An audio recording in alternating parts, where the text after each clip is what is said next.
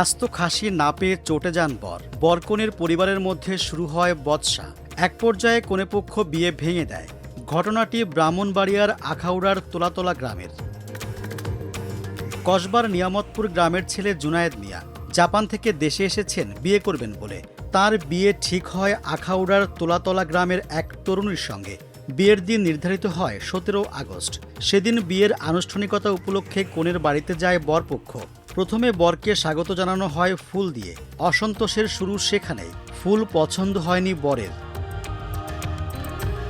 বিয়ের আনুষ্ঠানিকতার অংশ হিসেবে বরের ভাই ও চাচার জন্য 3টি বড় ডালাই করে বিশেষ খাবার দেয়া হয়। কিন্তু সেখানে আস্ত খাসি না থাকায় আপত্তি জানান জুনায়েদ নিজেই।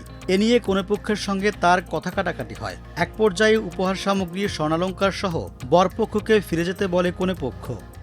ছেলে বলছে, না এটা আনলো কেন? আমি আমার হাসিটা হতে দিল না কেন? খুব উত্তেজিত গেছে। তখন আমি ছেলে পেড়ে মারাতে যাতে অন্য কেউ না জানতে পারে, না বুঝতে পারে।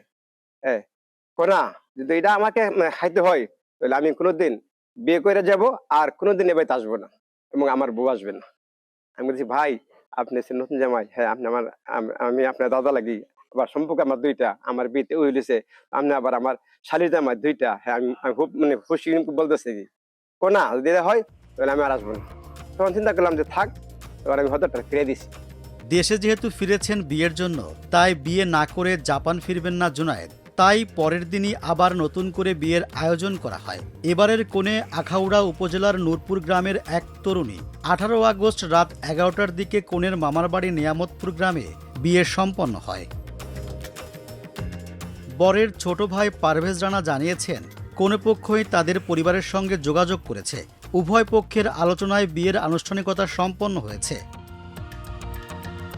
এদিকে বিয়ে করে সামাজিক যোগাযোগ মাধ্যমে স্ত্রীর সঙ্গে ছবি প্রকাশ করেছেন জুনায়েদ।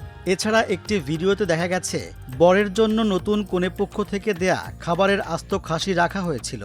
বিয়ে ভেঙে গেছে, বিয়ে খাসি দেওয়া হয়নি বলে বর এই বিয়ে না করে উঠে গিয়েছে। কিন্তু পরের দিনে আবার অন্যত্র সে বিয়ে করে, সেই পরিবারই বা কেমন, তার কাছে আবার বিয়ে দেওয়া হয় কেন? এতে করে উভয় পক্ষেরই অসুস্থ মানসিকতার পরিচয় দিয়েছে। তুচ্ছ বিষয় নিয়ে এমন কাণ্ড আমাদের সামাজিক অবক্ষয়ের আরেকটি রূপ। বরপক্ষের এমন আচরণ অসুস্থ মানসিকতার পরিচয় বলে মনে করছেন অনেকে।